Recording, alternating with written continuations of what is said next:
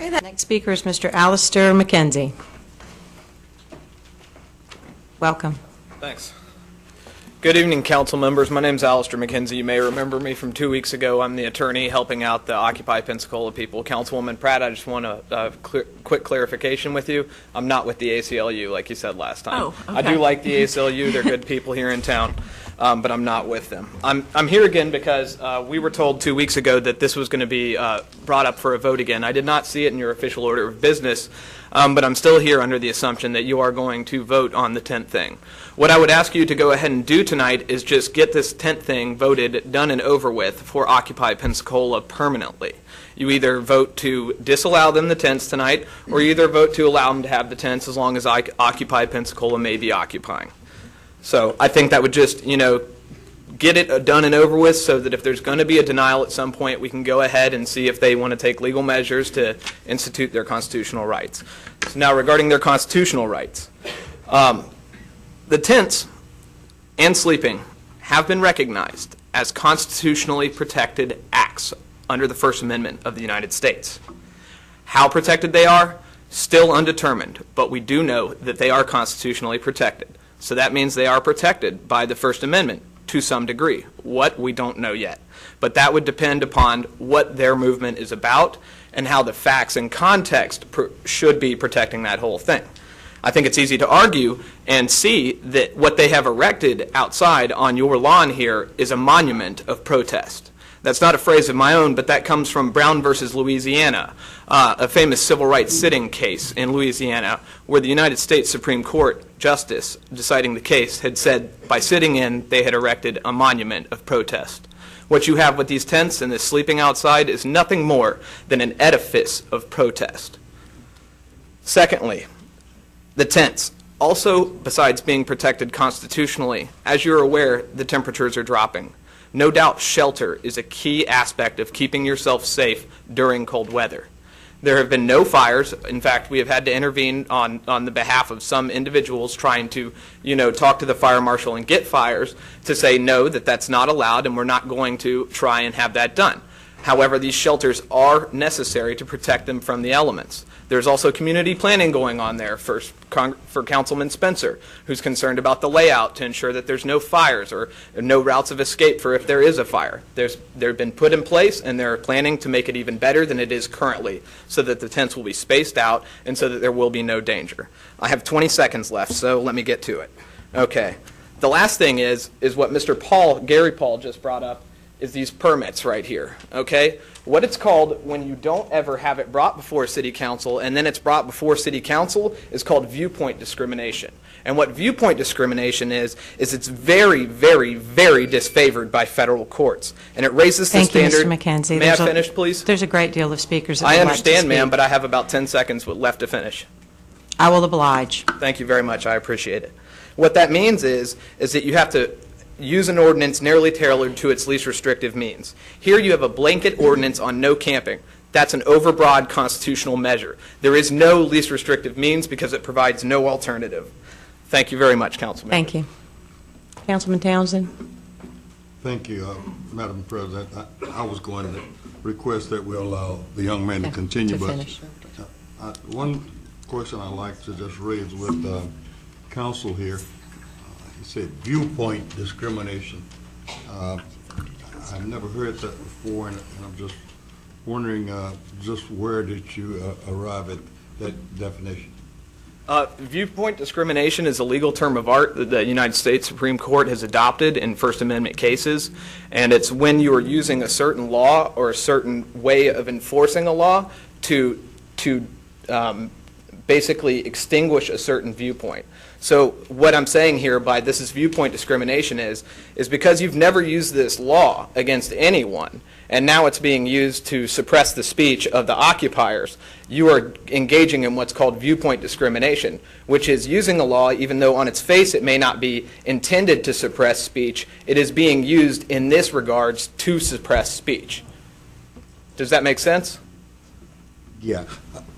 Is he suggesting a prima facie case of discrimination with this viewpoint scenario that you can comment on that?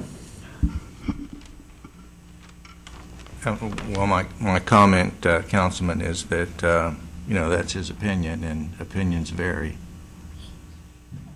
Thank you. Thank you, Ms. Ms. Myers. Well, I'm going to be addressing during council communications some of the issues the attorney raised. I have some grave concerns over how this ordinance has been used, and in fact, and the history of it. So I'm going to be addressing that issue from my perspective during council communications. And I thank you for bringing those issues up, because I think those are issues that we need to be concerned about.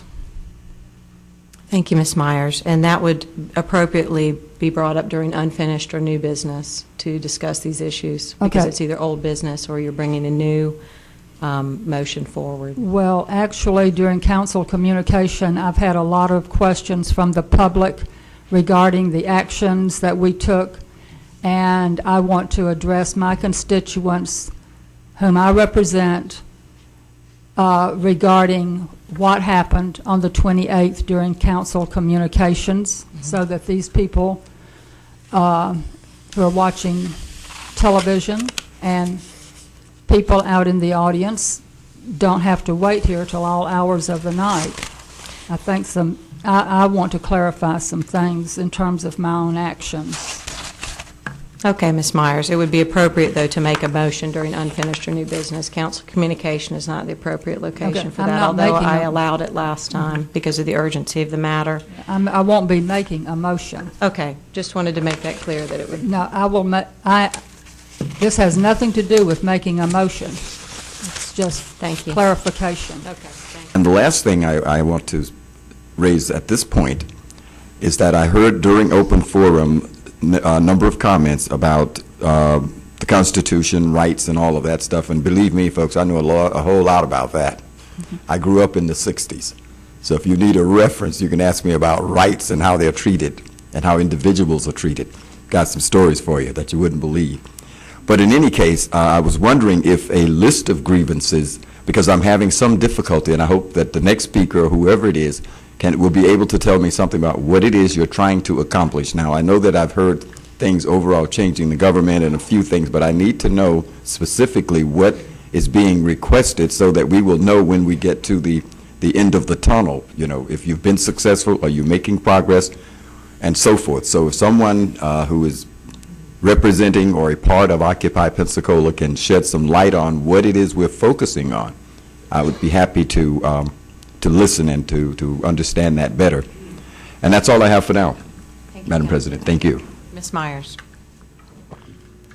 Well, first of all, I would like to thank you, Madam President, for the outstanding job you've done. I just don't think personally that anybody could have done it better. I think that you have set the bar, and I'm proud that you were our first president. And I wish we could chain you to the chair, but that would be false arrest, I guess, under the Constitution. So, there's that constitutional thing again.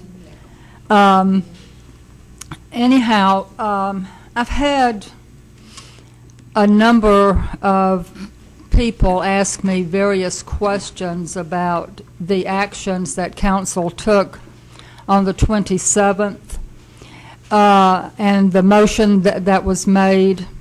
I've had late night email communications with people going on who live in the district that I represent and people outside of the district. And I just want to be very clear about what council did at the last meeting. First, I had not seen the ordinance or the mayor's press release until I got to council on the 27th. And I had never seen the ordinance, never heard of it or read it, and you just can't absorb things on the spur of the moment when you're in a meeting and you've got all these things before you that you are totally surprised about and haven't had an opportunity to absorb it.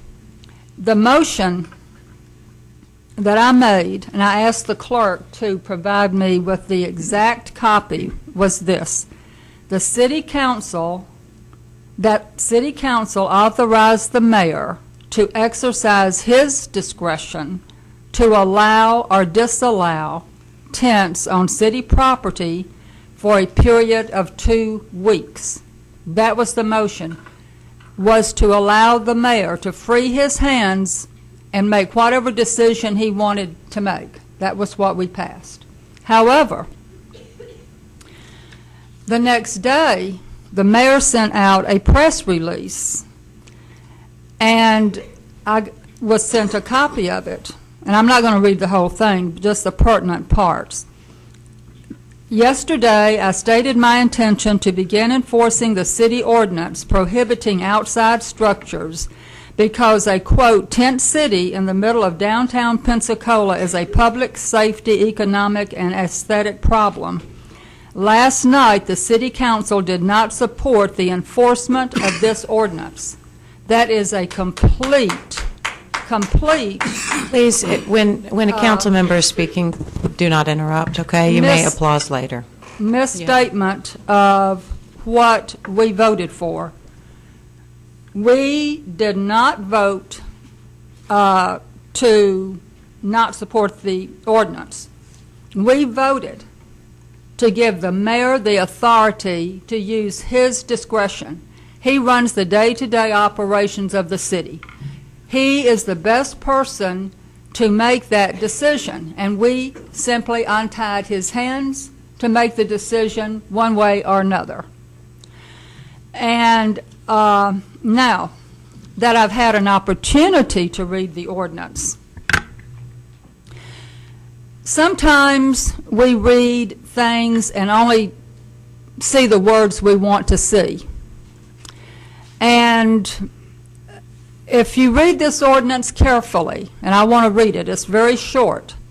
It shall be unlawful for any person to have, comma, maintain, comma, occupy or use, comma, or cause to be maintained, occupy or used, comma, any fence, enclosure, building, house, shed, tent, or other structure or any obstruction whatsoever on any street, park, or other property, or any part or portion thereof of the city without the written permission of the mayor, authorized by resolution of the city council, first had and obtained. Now, when I first read this ordinance, I was fixated on the word occupy, because we keep hearing that word, occupy. So that's the word that catches your eye. But upon reading this ordinance, it does not just apply to occupation of any of these prohibited structures. It also applies to the use of them. And I've had people ask me, well, how do people use tents at the Arts Festival or the Seafood Festival or the Palafox Market? And quite frankly, I don't know. But it does appear to me that this ordinance has not been followed for years. And so I did a lot of research on the First Amendment. The First Amendment of the Constitution enumerates 5 rights. It prohibits, it guarantees freedom of religion, freedom of speech, freedom of the press, the right of the people peaceably to assemble and to petition the government for a redress of grievances. And speech has been defined by the United States Supreme Court extremely broadly. Now, one of the things and you can't allow conduct for one group and not allow it for another. You can't discriminate against people. So what concerns me in terms of using this ordinance at this time is, are we denying equal protection of the law? And as the attorney, you used another word, I can't remember what it was, but in light of the history of this ordinance, it troubles me that we're dragging it out at this time. But as I looked at this ordinance last night, I said, I wonder when this was enacted. It was enacted in 1968. And let me tell you something. I'm old. And the year 1968 has a very, very special meaning for me. I was very involved in the civil rights movement. And I did know Dr. King. And Dr. King, in 1967, he had plans, he and many civil rights organizations, primarily spearheaded by Dr. King, to erect Resurrection City in Washington, D.C. It was due to be erected on May the 10th of 1968. 1 month, on April the 4th of that year, Dr. King was assassinated. I find it hard that that's a coincidence. And Dr. King's message was the same message that Occupy Wall Street has.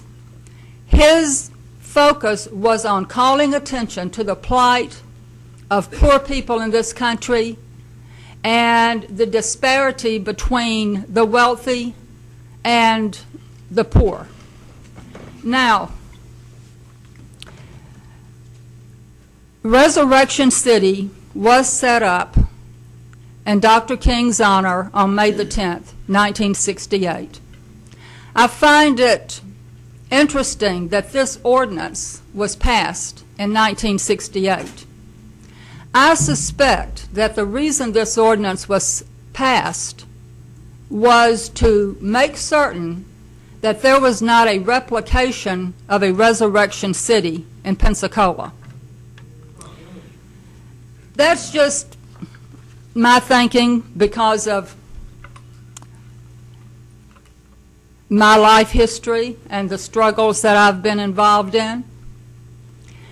And so I have grave concerns over using this particular ordinance to prevent persons from being at City Hall and using tents. I do believe that tents are, in this context, a form of speech. That's my personal legal opinion. Now, I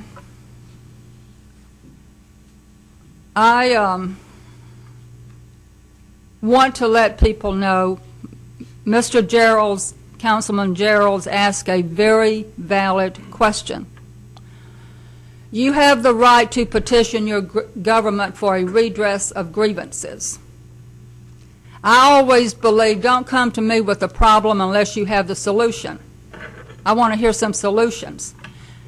If you go to the Occupy Pensacola website or Occupy Wall Street and click on the Declaration of the Occupation, that declaration sets forth all of the grievances of this movement. And I would dare say that most Americans, if they read those grievances, are going to agree with most of them, and especially the first enumerated grievances having to do with foreclosures and the banks and their role in that and what is happening to our citizens.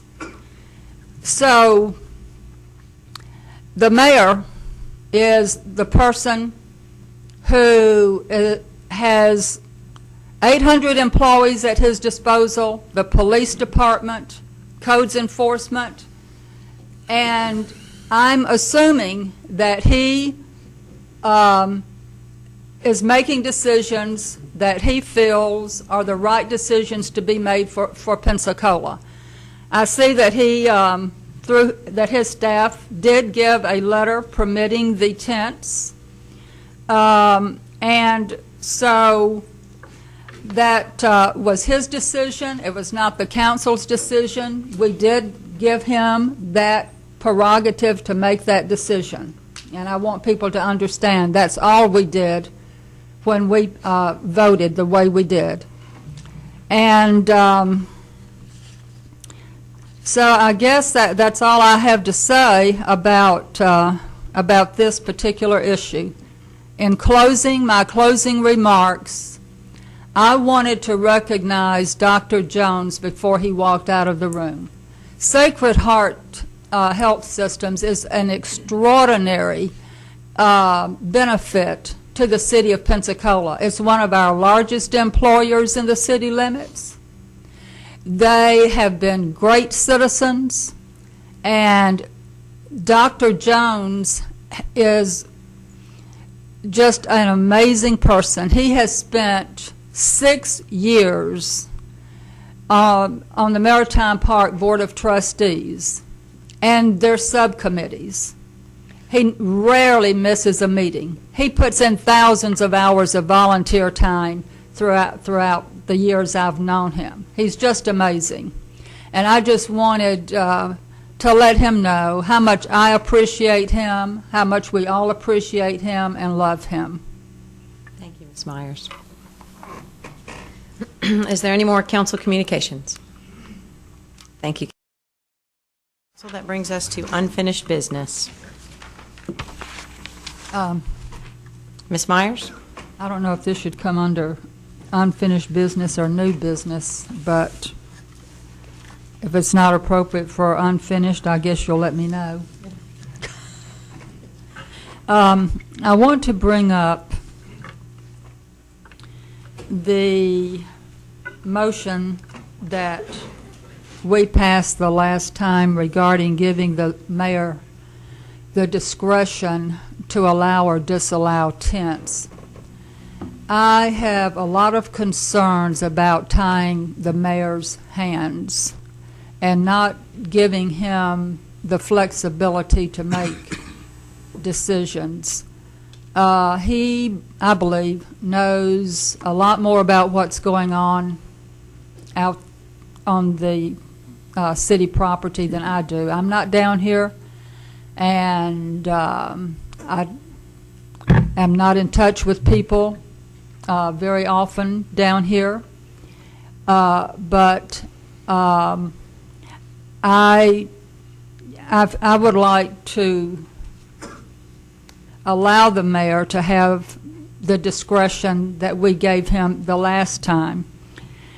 I did do some research on the airport has rules and regulations regarding how people can exercise. Let me just read real quick what the airport says, because this could be very instructive.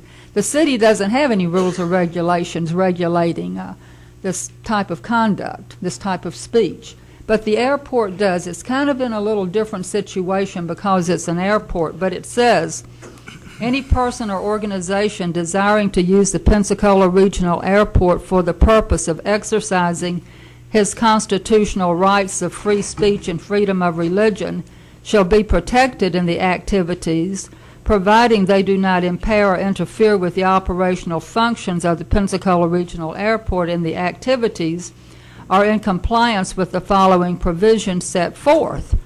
And so there are a list of provisions they would have to comply with. And if they make a permit or apply for a permit and it's denied, there's an appeal process. And the problem with the ordinance that that was presented to us as justification for denying the tents is that it really has not been enforced. The procedure has not been used. So therefore, it has not been followed or enforced. And I believe that we are setting ourselves up for a possible lawsuit having to do with denial of equal protection of the law for one thing, and the other challenge is whether or not the tents are part of the speech or a form of speech. So I would like the mayor to have the discretion to make the decisions he needs to make. And so I'm going to make a motion that the city council authorize the mayor to exercise his discretion to allow or disallow tents on city property. Second? I have a motion and a second. Mr. Massler, could we have clarification on the motion that is on the floor? The original motion was for a 2-week time period as far as the ordinance and how it would relate, because if there's no date certain. Madam Chair, yeah, I apologize. I'm just a little confused. Tell me exactly what we want to clarify. Because the original one said 2 weeks, if there's no date certain, the impact that there's an ordinance in place. It's not a change to the ordinance, it's simply giving the mayor the authority, or discretion, not authority, the discretion.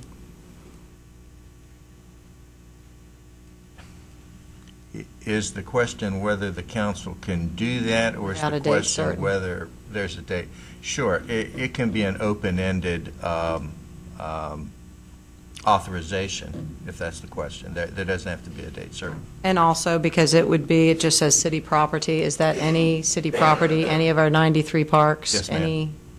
So Yes, that's ma'am. quite a broad paintbrush that is being used then, if And there's I- no date certain. Right, and I presume what Councilwoman Myers is suggesting is that blanket authorization without the necessity to come back for council approval. But it's for all city property. Yes, ma'am. Is that your intention? I would think if it wasn't for all city property, then we would have a specific issue problem. I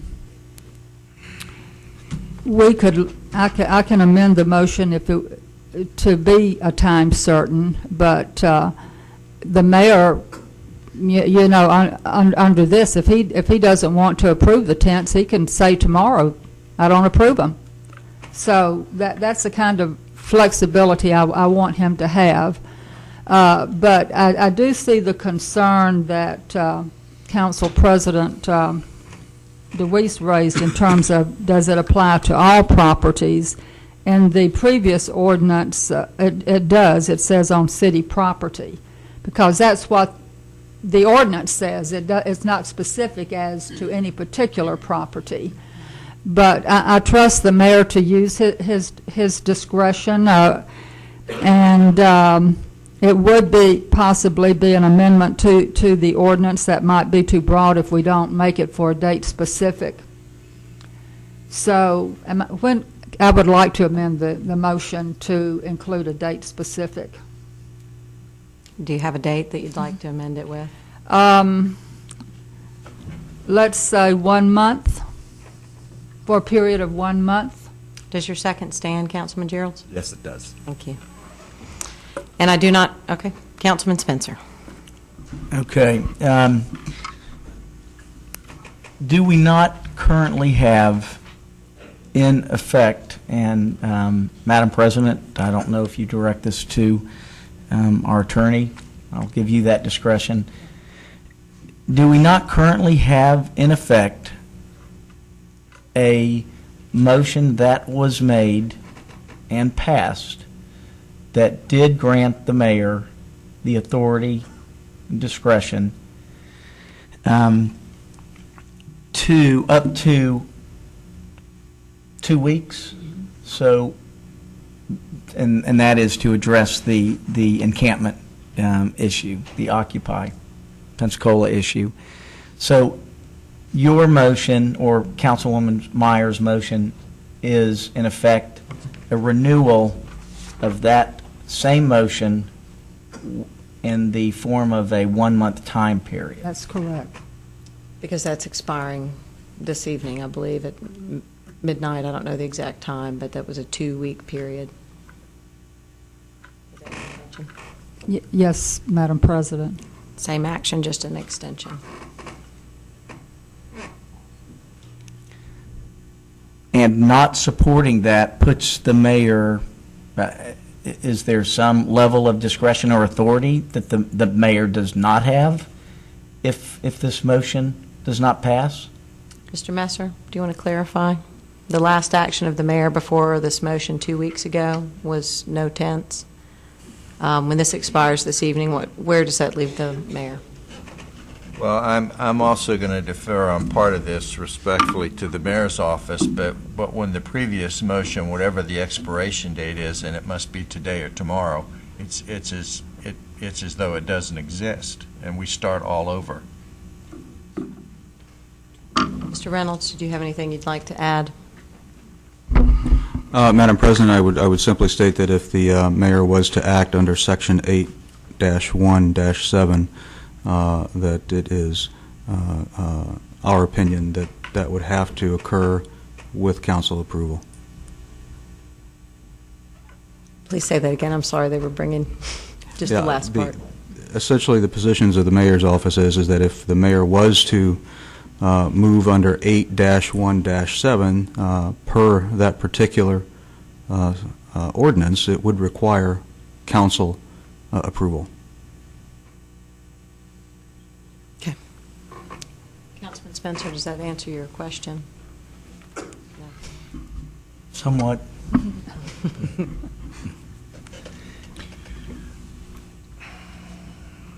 Do you have any other? You need to speak again? Sure. Yes, I Continue. do. You know, we already have stated clearly in ordinance language in Section 6-3-2A that essentially states that the Director of Neighborhood Services has the authority to make rules and regulations for use of our city parks. And I also, in further research, would like to point out that among those rules that are posted on the website and other places state the following, and that is that the normal hours of operation are daylight to 11 p.m. unless posted otherwise, or programmed activities are scheduled or proper permits are issued. There is no day or overnight camping allowed in city parks. Further stated in Section 6-3-2A states that any rules and regulations, when published, and as I've stated, these are published in the website and in other places, shall have the same effect as ordinances. And with those ordinances accompanying that are stipulated violations that are addressed in Section 1-1-8. That section, of course, stipulates what those consequences are, describing fines as well as imprisonment. So Occupy Pensacola, as I understand, has been properly permitted up to this time. I would like that answer. That is correct, Councilman Spencer. Okay, and is it correct that that permit expires tomorrow at 8 a.m.? That's correct. All right. So we have language already in place granting basically the authority to the Director of Neighborhood Services that is making the rules and regulations. Ironically, I mean, Attorney Mr. McKenzie came here this evening and he asked us, he said, tell me where you're going. Make a definitive ruling. And as I look at this, what we have is an opportunity to remind ourselves of our obligation to equally apply these regulations that are currently stated. And while that may not completely or may not directly be a reaction to Councilwoman Myers' motion, I feel that it is important that all of us are aware of this. All set? Dr. Pratt. Thank you, Madam President. First, a question relating to Mr. Spencer's comment, which then got me parsing phrases. And I'd like some clarification from the attorney in that last council meeting, a motion was approved that said that the mayor had authorization to allow a group for 2 weeks. I guess suddenly I'm wondering, does the mayor have the authorization at any time to allow a group for up to 2 weeks, or was it in this particular case from that date to this date he had that authorization, and that authorization is set to expire when we go home? Mr. Messer. I thank you, Madam Chair. And just in order to keep things simple, the latter part of what you said is correct, if everyone understands that, so I don't have to. Right, and that makes sense in my understanding of the ordinance, I guess, because it's the council authorizes with a particular instance I don't remember the exact language, but I want to address there are a couple of things going on here. This is an interesting political thing, because there's, on one hand, it's the language of an ordinance, and I think we're all realizing that the language of that ordinance has some really weird flaws, and as has been pointed out, it hasn't been clearly worked that way in the past, because I think most people didn't really realize that that was the language. And I don't know where the blame falls if we call up our old attorney and say, you didn't tell us about this language in our huge book of ordinances, but we have been operating without realizing that that was the stipulation, and that's a mistake, and it's been a mistake for many years, as I can imagine.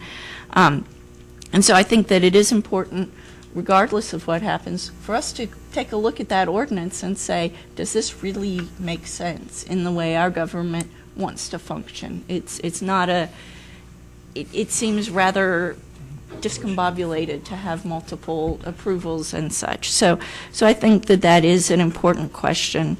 But on the other hand, there's some other bigger issues that we're looking at. It's not really a question of the ordinance and who should give permission to whom and how that works. It's really there's the bigger picture of the initiative behind this movement, and a smaller picture of, do we want tents, or are tents in the best interests of this city to have on City Hall property?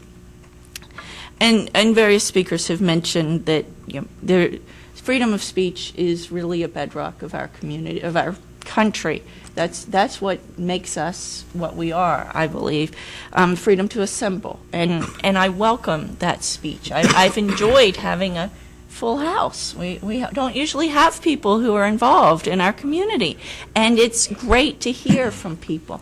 And really, I look forward to hearing from you about your real grievances, because 2 months ago, your grievance wasn't that you couldn't put tents on City Hall property. It was something bigger and different, and we need to get to that, because those are important questions. But then I look at the issue that we're facing right now, and this park is a public park, and it belongs to everyone.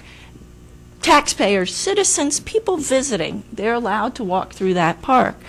And we are all have to have respect for public property, and that's become a concern of mine and our responsibility to this community. My daughter is a big fan of camping, and she keeps pushing me to do backcountry camping, which I haven't agreed to yet. But one of the big parts of that is the Leave No Trace, where they encourage you don't pitch your tent where there's obvious signs that someone else has pitched a tent, because you will damage the park and you will make it not as enjoyable for future users. And so I'm starting to wonder, I know there was mention of the electricity in the porta potty. Those are small charges. But at some point, the presence of these tents is going to be a damage to the assets of the people of Pensacola. And I'm also becoming concerned about the public safety. When people assemble in daylight, even at night, when they're walking candlelight vigils, they're having that Take Back the Night event tonight. They're aware of their surroundings. On a windy night, a limb falls, they're awake. But when you have people sleeping under those beautiful trees out there, there's a inherent risk, even at that level, and other things could be happening that I think is a safety concern for those out there. And then on the other end, we had something in our packets last week about someone tripped on public property and the city is being sued. If something should happen, where is the city in the liability on this? And in looking at the interests of all of the people of this community, I don't want anything to happen to anyone, and I also don't want my decision to cost this community. And so I'm really struggling with this, because I voted last week because I wanted to give the mayor all of the tools, and I wanted more information. And in the last couple of weeks, I've tried to gather that information, and I'm concerned that allowing these tents is a disservice to this community and to those who are there because of the possible public safety issues. I do look forward to getting this issue behind us, because I think there are valid points that this group wants to bring up. And in their 4 minutes, most of the time I've heard is tents. And tents wasn't the grievance that brought them here. And so I hope that we can move past this issue and hear and be constructive about what we can do to move this city forward. Thank you. Thank you, Dr. Pratt. Councilman Gerald. Thank you, Madam President. First of all, I think it's unfortunate that we are tinkering with an ordinance on the eve of a holiday. Makes it difficult because it doesn't give the mayor's staff, the mayor's office, an opportunity to reconsider or to even consider what to do next. And I'm wondering that if the motion on the floor passes, does that mean that we would have to honor and respect and give the due diligence and the same opportunity to any other organization or group who would like to set up in Pensacola? Does that open that door? Mr. Messer. Thank you, Councilman Gerald, Madam Chair. And I'll try to answer that question, but I was going to ask you to be asked to be heard anyway.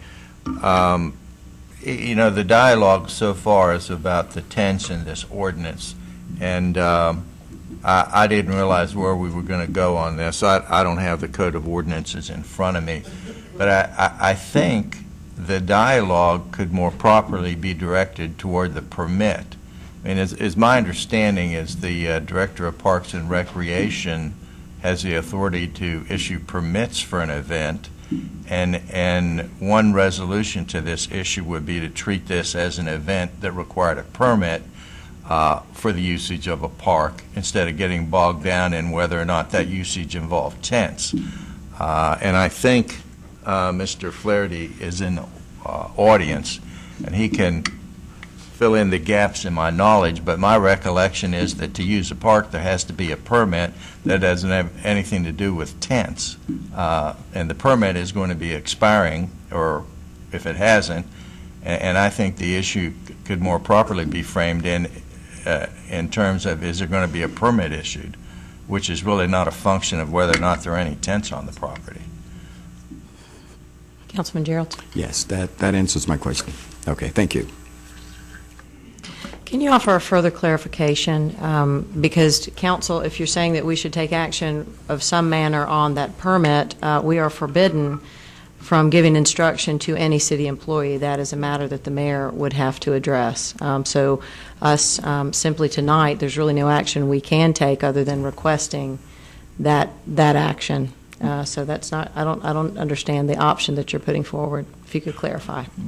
Well, the option, you're correct, Madam Chair. The option I'm suggesting as a way to resolve this is to request that the Director of Parks and Recreation take whatever action he deems appropriate relative to the outstanding permit in terms of allowing the occupation of a city park, as opposed to talking about the tents. Mr. Reynolds. Thank you, Madam President. I would just like to say one thing in regards to 8 TAC 1, TAC 7. In the last couple of weeks, staff has had a large opportunity to go through and look at this particular ordinance, the history of it, as well as, much like Councilwoman Myers has. Frankly, in looking at 8 TAC 1, TAC 7, I don't know if it's ever been actually applied correctly. It is a very burdensome ordinance, frankly, that every time you have an event in this city, at least that I've been to, has been broken. And so, in realizing that, the mayor and the mayor's office would not take any action at all in regards to Occupy Pensacola under 8.1-7. Now, that does not mean that there would not be action taken. I think that if you look, as Councilman Spencer has pointed out, in Section 6, TAC 3, TAC 2, clearly under that, which does not require council action, the staff and the mayor's office has the ability to determine the correct parameters for an event that uses our city parks. Regardless of what action is taken into the future, it must be important for everyone to recognize that the mayor and city staff are not seeking to regulate speech. What we are trying to do, and matter of fact, from 8 a.m. to 11, you don't need a permit. You can certainly go out there and do what you need to do. But the bigger issue is the fact that we do have 2 prohibitions here in regards to overnight camping, and the fact that the normal hours of operations are from daylight to 11 p.m. There are reasons that those particular ordinances exist. And, regardless of what this particular body seeks to do, the mayor's office does have a responsibility, and the mayor has a responsibility to ensure that all of the parks are adequately available to be enjoyed by all of the citizenry. It's not regulating speech. We encourage that. But ultimately, this is a decision that will have to be made. This particular permit expires tomorrow morning at 8 a.m. That does not mean that if the mayor's office determined that that this would not be a permit would not be once again allowed to continue, that tomorrow at 8 a.m. We would be looking to talk to the representatives of Occupy Pensacola and to determine what would happen. What it does mean is that at that point we have, for the first time, an actual situation where there could be a possibility of having issues arise. Up to this point, Occupy Pensacola has had everything that they've requested. There has not been any action on the part of the mayor's office to do anything in regards to shutting down any of the tents, and that needs to be taken into consideration. But at some point in the future, absent resolution, at some point this has to end, whether that is by redressing of grievances once those grievances are presented, or whether that is by the determination by the individuals in Occupy Pensacola that that this is not an effective way to redress those grievances. At some point, it has to end, and we will see at what point that is going to be. But it's important to understand that there has to be an end game somewhere. Thank you, Madam Thank you, President. Mr. Appreciate it. Reynolds. Councilman Gerald, your light is still on. Ignore that light, please, ma'am. Thank you. Ms. Myers. Thank you, Mr. Reynolds, for engaging us in your thoughts and conversation.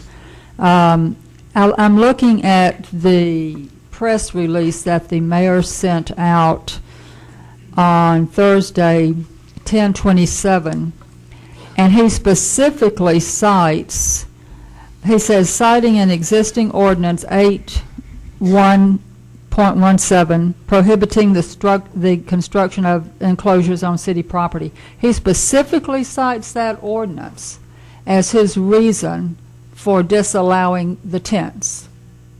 So that's why the ordinance is before us, is because he cited that ordinance. But you're saying tonight that from this point forward, he will not be using that ordinance if he desires to say there can't be any tents out there. Is that correct? What I'm saying, Councilman Myers, is that in our look at Section 8-1-7, it has never been equally applied to the city of Pensacola and its festivals and its other events that have occurred in the past. Okay, so I'm taking it then that and that was an issue I raised. If you used it now, it would be denial of equal protection of the law. So, as to whether or not City Hall property is a park, has it been identified as a park? Oh, it absolutely has been identified in a park, and I don't have the particular language in front of me, but because of the actions that were taken to protect one of the other parks, there were 5 parcels that were specifically outlined as areas in this general area that could be used for events, and that the north lawn of City Hall was one of those. Okay, so it's on the list of properties designated as a park. It's designated as a place for festivals to be held or events to be held. Okay, but is it a park in the sense of like our neighborhood parks or Seville Park or? Well, I think that's semantics. I think the bottom line is it's city property. Okay, but you brought up, and Councilman Spencer brought up, ordinances having to do specifically with city parks. And I'm just wondering if this property falls under the definition of city parks. This property falls under the jurisdiction of the Chief of Neighborhood Services, the Director of Neighborhood Services. Okay. Well, I'm still going to support my motion as to Section 8-17 because the mayor used that as the reason for his prohibition or his reasoning why there could not be tents on city property. He specifically cited that ordinance. He has not cited anywhere any reference to that part of our ordinances having to do with parks. And it seems to me if he thought that were relevant, he would have used that ordinance. I don't think the council can sit here and make these decisions because the mayor is the person who has the resources and the responsibility to carry out the day-to-day activities of the city. And that's why I support this motion as to this ordinance, because it gives him that flexibility. And so if he doesn't want to exercise his discretion pursuant to this ordinance, and there are other ordinances that are at his disposal, that's his prerogative. But as to this ordinance, I would like to extend the mayor's ability to make the decision for the next 30 days to allow or disallow the use of tents. One thing that I discovered when I walked out of here at the last meeting is that there was already a large tent up on the property that was used for food servicing. And I understood that the mayor had consented to allow tents for that purpose, that the issue was really whether or not people could have tents to sleep in. So, you know, I just feel that the mayor has been in communication with people who are members of Occupy Pensacola, and he's in the best position to make these decisions. So I want to go ahead with this motion to allow him to exercise his discretion for another period of 30 days. This is a very problematic ordinance, and we really need to fix this ordinance. And I'm seeing you're shaking your head in agreement. Thank you, Councilwoman. Councilman Gerald. Thank you, Madam President. A couple of questions to zero in on where we're going and what we're doing. First of all, what happens tomorrow morning when the ordinance expires? I mean, when the permit expires? Will there be anyone here at City Hall to renew it, or does the Pensacola Police Department come in and order a vacation of the property? What happens at the deadline hour? Mr. Reynolds. Well, depending upon what the decision of the mayor is in regards to issuing a permit, after consulting with his staff and his director of neighborhood services, I can't answer that question at this point. I mean, you know, the bottom line is that just because a permit would expire does not mean at that moment that there would be any action taken. It could be that another permit would be put. I actually will be here tomorrow, by the way. But that was my concern. Not to cut you off, but that was my but concern. When would regardless, be the next available opportunity to reissue if it comes to that? Yeah, but regardless, you know, those are exactly the type of discussions that the mayor and staff have to determine what the next steps are. Okay. Thank you, Madam President. Thank you, Councilman. Could you further clarify that question? Because the permit that expires and the motion that is on the floor, as I understand, they are two separate issues that we would have no impact on the permit expiring tonight. That's correct. Madam Chairman, may I be heard? I'm still a little confused, which probably isn't odd. I have yet to see the permit. What is the...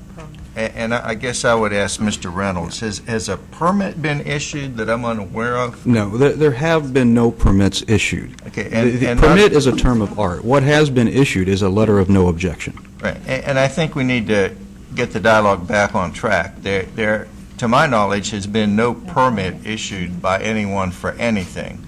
The letter of no objection, which Madam Chair passed to me, dated October 28th, 2011, is a compromise effort by the mayor with Occupy Pensacola that simply allows them to proceed until 8 a.m. Friday, November the 11th, with no objection. So from a legal perspective, to this point, there's been no permit issued. I guess I'm struggling to use the right word, that we're on a fresh slate. What has transpired to date is simply the result of a compromise between the mayor's office and Occupy Pensacola. Now, I don't know what happens at 8 a.m. Friday, November the 11th, but that starts, in essence, a new clock ticking.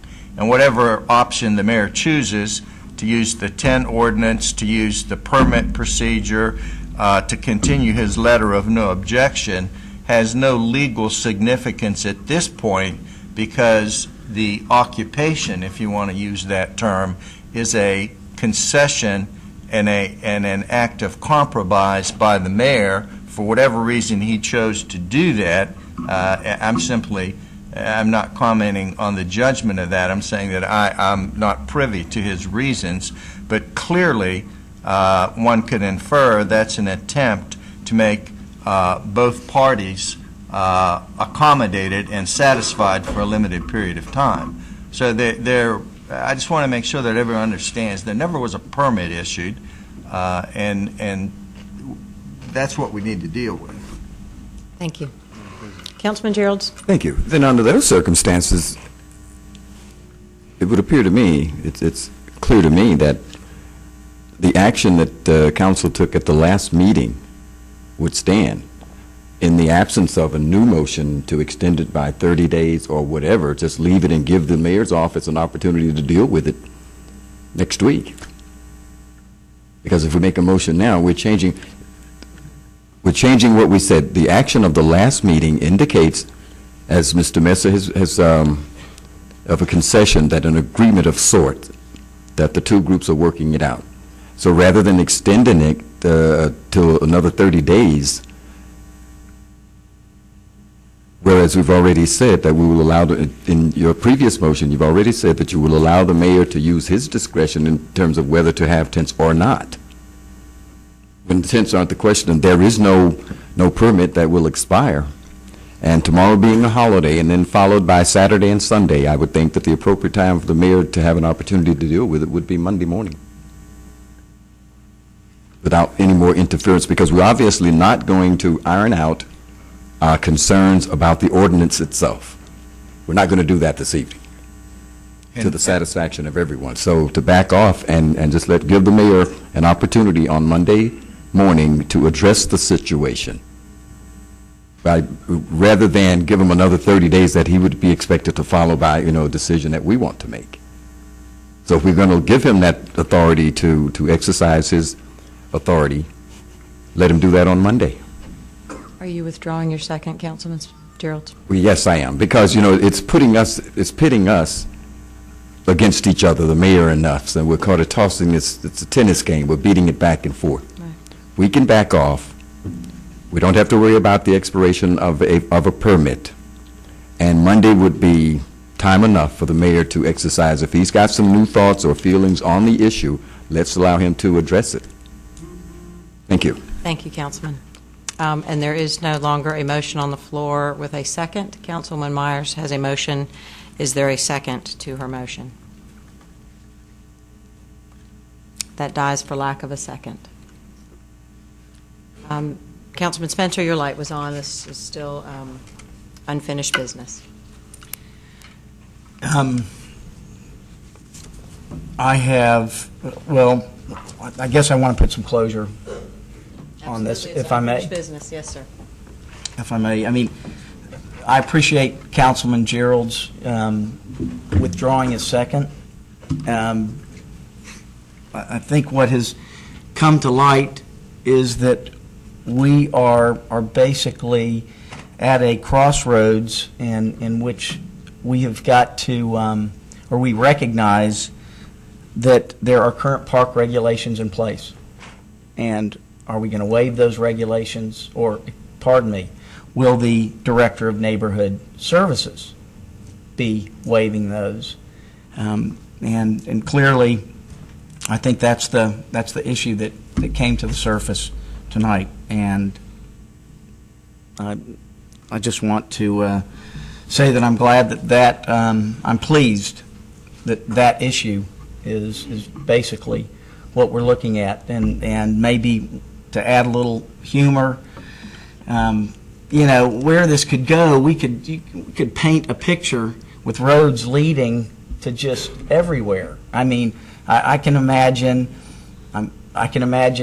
teenagers, that young adults, that perhaps if this curfew passes, that Councilman Gerald's is promoting, that they send out Facebook messages and they unify and they decide to, in order to properly, or to be heard and to be visible, they are going to protest and start spending the night in our parks to say how angry they are or express their grievances. Now, I said in adding a bit of humor. I in no way am trying to make light of your ideology and grievances.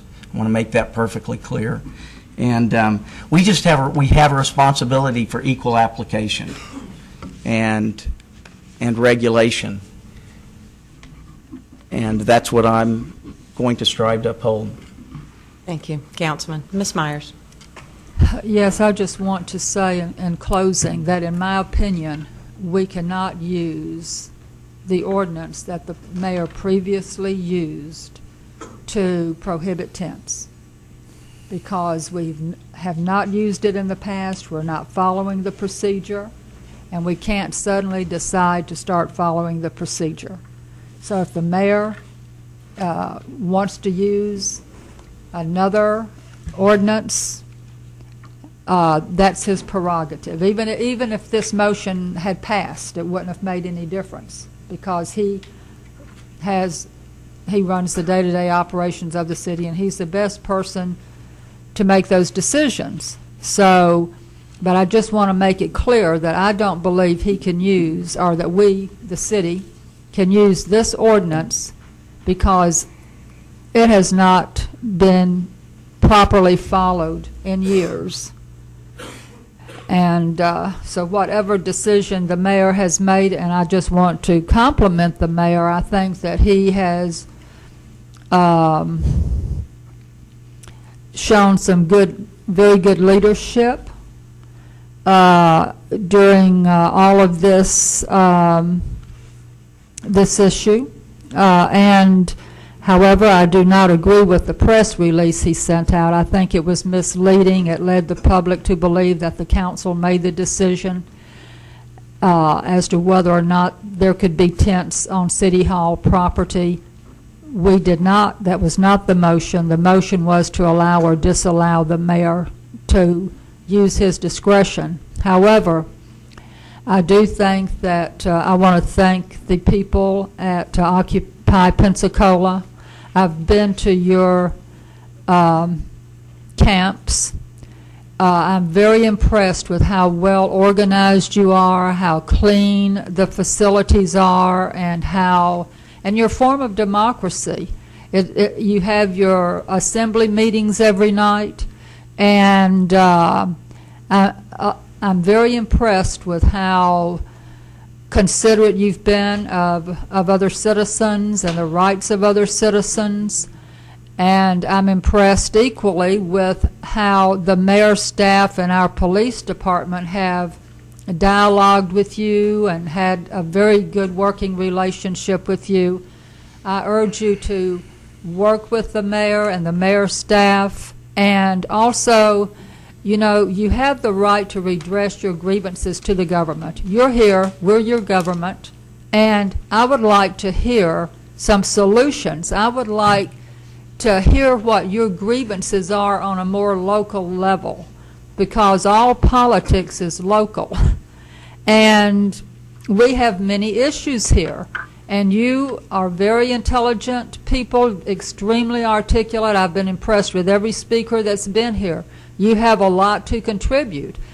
I'm sure you've got some great ideas that you could present to this city council, whether you're camped out there or not. I hope that you will continue to be active and fight for justice and bring some ideas and get involved in the process. I hope things continue to go peacefully, and I wish everybody. I'm glad I'm not the mayor. That's all I can say. It's a tough decision he's in, and I wish all of you peace and joy and happiness and success in helping to solve some of the pressing issues in this country. Thank you, Councilwoman. Is there any other unfinished business from council? Our next speaker is Alistair McKenzie. This is in response to Councilman Gerald's request from what I've been doing and understanding from this whole Occupy Wall Street thing is they've got a list of grievances that can basically boil down to something that people could just understand about the way this country is built. And I'm talking about the structure of the United States. So what you really want to do if you want to understand how to solve these problems that these people are talking about is you need to go back and you need to read the Federalist Papers by James Madison, specifically Federalist Paper number 10. Federalist Paper number 10 talks about the influence of factions upon government, okay? And what factions are is any group or collective of people working to turn the government in their way, shape, or form that they're desiring for their intentions. He said that the Republican form of government that the United States has, its most successful feature is the sovereignty lying with the people and the awareness of the public, so that these factions cannot take hold. Because he said what you do if you look throughout history at why societies and governments have always failed, it's because they've allowed factions to take hold of their governments. In the United States currently, what you have are economic factions which have taken control of the government. They have now so successfully done it that it has changed every area of the law, it has changed every area of politics, so much so that you have a list of grievances that is 5,000 miles long. That's why. What you want a solution. Well, you know what? Our forefathers provided us one. Go to Article 5 of the United States Constitution. Article 5 of the United States Constitution provides that a constitutional convention should be called in the event that a government is captured by its factions. Therefore, if you want an endgame, I would say that maybe, I don't speak for Occupy Wall Street, but a constitutional convention might be the endgame for you. Thank you. Thank you. Next speaker. Hi, I'm Nathan Monk. I wanted to address the issue of what are the issues. You know, I was asked this question the other day. I made the mistake of being interviewed on a conservative talk show, and I don't intend to do that again. And when I was being interviewed, the guy asked me, you know, could you give me a list of grievances? And I told him that I couldn't. And he told me that I was ignorant, and I looked at him and I said, could you tell me 10 things that are wrong with America? And he said, I'm the one conducting this interview. So my point is that, you know, I can only speak for me, and I think that this tent issue is a perfect example of the problem. You know, we've just gone full circle over 2 weeks, and I don't think really any of us walking out of here, no matter how confident we might pretend to be, really know who's supposed to make a decision tomorrow. You know, and so I think that embodies part of the problem that we have in our governmental system. At the end of the day, if we don't want to make a decision, there's always somebody that we can throw it off on. To me, tents hold a more significant issue, because I don't think it's any secret to this council that I work with the homeless. And the reason that I became so frustrated with this tent issue, and I first want to say I'm not calling you out, I respect you, and I want to make that clear. But, you know, I've been talking about tents being erected in Pensacola for a very long time. And the safety of the homeless hasn't been brought up. Whether or not they would burn to death or freeze to death without them wasn't an issue. When the tents were across the street, hidden by the woods, we didn't hear about them. I mean, we all knew they were there. I mean, I went to the 7th floor, I could see them. It wasn't until they moved here that the tents became offensive.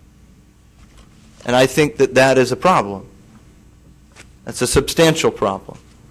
We should have been caring about safety, if that's the issue, a long time ago.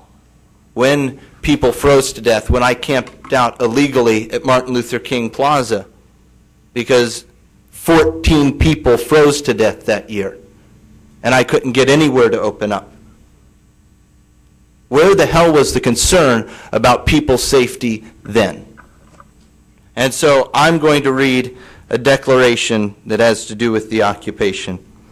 If the American people ever allow private banks to control the issue of their currency, first by inflation, then by deflation, the banks and the corporations will grow up around them, will deprive the people of all property until their children wake up homeless on the continent of their fathers conquered. The issue of power should be taken from the banks and restored to the people whom the property belongs. Thomas Jefferson. Thank you. Thank you. Next speaker is Wade Demers.